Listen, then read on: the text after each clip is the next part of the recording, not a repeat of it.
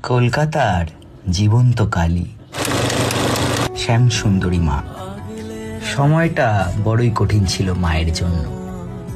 মাকে তার বাড়ি থেকে বের করে দেওয়া হয়েছিল, কিন্তু শ্যামসুন্দরী মা নিজের প্রমাণ নিজেই দিলেন।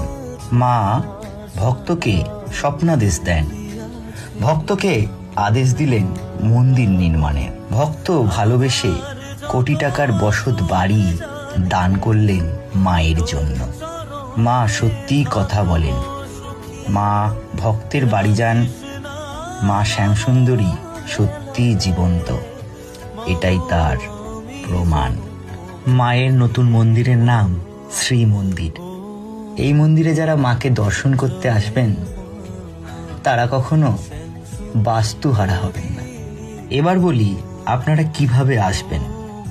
মুকুন্দপুর বাইপাস থেকে 1 মিনিটের দূরত্বে অভিদীপ্তা 1-এর গেটের বিপরীতে ইনস্টিটিউট অব ম্যানেজমেন্ট স্টাডিজের পাশের গলিতে দুটো বাড়ির পিছনেই মা শ্যামসুন্দরী মায়ের মন্দির। এছাড়াও রবীন্দ্রনাথ টেগোর হসপিটালের 3 ও 4 নম্বর গেটের রাস্তায় ডিপ ও ডাম স্কুলের পাশেই এই শ্যামসুন্দরী মায়ের মন্দির। শঙ্কর নেত্রালয়ের বাড়ির ঠিক পেছনেই এই শ্যামসুন্দরী মায়ের মন্দির।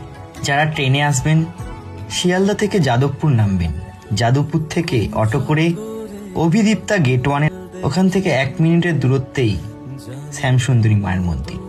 তাছাড়া আমরি হাসপাতাল, দেবী সেটি হাসপাতাল যাওয়ার যে কোনো বাসে চাপলেই আপনারা পৌঁছে যাবেন মা শ্যামসুন্দরী মায়ের মন্দিরে।